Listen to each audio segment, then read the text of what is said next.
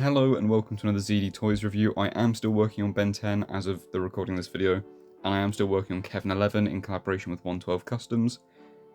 Whether or not either of those videos come out before this one, I'm not sure. Regardless, I'm recording this one straight after the Mark 37, and as you can see, the box is huge. The box art on it, kind of standard for what we get with ZD Toys.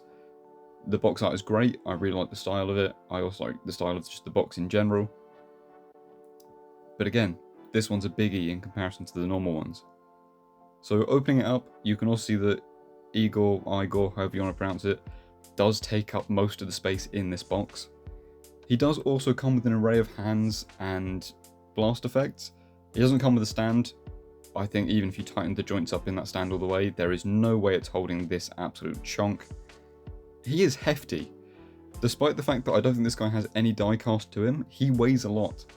And he does live up to the namesake of being the heavy lifting suit because he can actually hold weight, which I was really surprised at, but I'll show that off later on. So just first glance, the paintwork on this is really nice. I've not really had any issues with the paintwork on ZD Toys, apart from not liking their colour or the colour being slightly mismatched. The overall finish of paint, usually really nice, and this one's no exception. The articulation, as I mentioned in my previous video, the Mark 38 is a bit of a brick. He's not got very much range. It would have been nice to see him be able to look side to side, but he's got a couple millimeters tilt and that's it. He can rotate his head, but you're not going to be able to get him looking left or right. He does also have these kind of shelves on the back, which they'll lift up, they'll pack back down. My only gripe with those, it would have been nice to have some detail under them so they don't look like random bits on hinges. And as per with the last video, the shoulders on this might be some of the best articulated bit, but you don't get the pull-out system on this one. If you do, there's a tiny bit of movement, but not enough to warrant it being a pull-out system. Regardless of that, you can see the shoulders lift up really high. The shoulder pad obviously gets out of the way on that hinge system. And you can see there is a weird little bit of give going on there that I thought might be a stock pull-out system, but it definitely isn't. That is just a little bit wobbly, which gave the illusion of it having some give. It does not pull out at all. It's just stationary in his body, which, like the last suit, not really like disappointed that he can't move. He is a big bulky suit. It just would have been nice to have that tiny bit more range in this one as well. But the shoulders, very well articulated. You've got a bicep swivel that I imagine would do a full 360.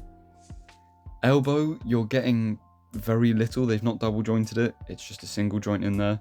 So you're getting, I think, 20 degrees worth of movement. And then you've got a ball peg system for his wrist as well, which, because it's enclosed in the forearm gauntlet, you're not going to get much range out of there. Now, you do get the movement from the torso here, which if you pop his joint up, it does expand. And he does have more range forward and back than the Mark 37 does. He's got a little bit of side to side, and he's got a tiny bit of rotation, which, like I said, is better than the last suit, but he's really not going to be doing a whole lot of moving here. Now, he's got these little hip pods, which do move. Weirdly, they move out more when you push the leg back in. They can't stay flush if you push the leg back in. So their resting position is out, whereas normally it's in. So a little bit strange, so they also don't do a whole lot in terms of getting out of the way. The only time you really need them to move is when you're pushing the leg back in. So as cool as it is that we've got the option to move those, they really don't do a whole lot. Now his legs don't completely straighten either. So while I would say you're getting a 90-degree bend there, it's not really a range of 90. You're maybe getting 80-degree bend because it's probably already at a 10-degree angle. And what I've got to mention there is that the hooks on the bottom of his forearms do move as well, which my working theory is that he uses them to anchor under things and then he stands up, kind of like deadlifting. I'm not really too sure what else you'd use those for. Now here he is in comparison with the Mark 37, and he is huge. This guy is monstrous. I knew he was going to be bigger, I didn't think he'd be this much bigger. So getting him into just my normal kind of review area, you can see I've had to zoom the camera way out, so you're seeing more of the background than you normally do. And I normally kind of bring this in to show posing. There's not going to be a whole lot of posing here. But these are his blast effects. And these are the normal ones. They didn't just give him blast effects, they supersized them along with him. So massive blast effects, massive hands, like huge, like these look like 1/6 scale hands, if not maybe a bit bigger. So he's got twice the hand size, twice the blast effect size, and just everything to do with this guy is a lot bigger. You can see there you've got different angle for the blast effect hands, which you're not going to be able to utilize a whole lot because he has got that kind of hand guard going on that's fixed to his forearm.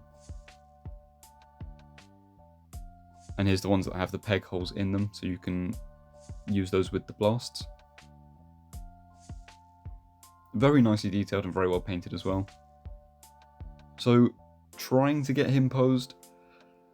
This is obviously his iconic running scene that you see in Iron Man 3, where he charges through those shipping containers and smashes them to bits, and then kind of works as a supporting rig for the oil rig.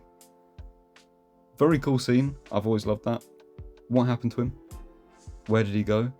When they blew up all the armors, did he blow up? Because with the oil rig not fallen, is he still there?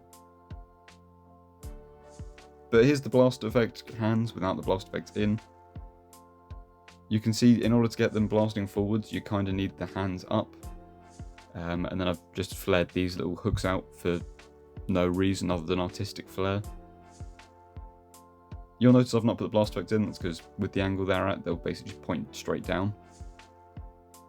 And I'm beginning to realise that you never see him fly in with the other suits of armour. Correct me if I'm wrong, but I went and rewatched the scene and I could not see him flying in with all those other suits. And I understand why. This thing looks ridiculous. He looks like something that should not be airborne. He does not look like he'd fly elegantly. He does not look like he should even be capable of flight. But he got there somehow. So yeah.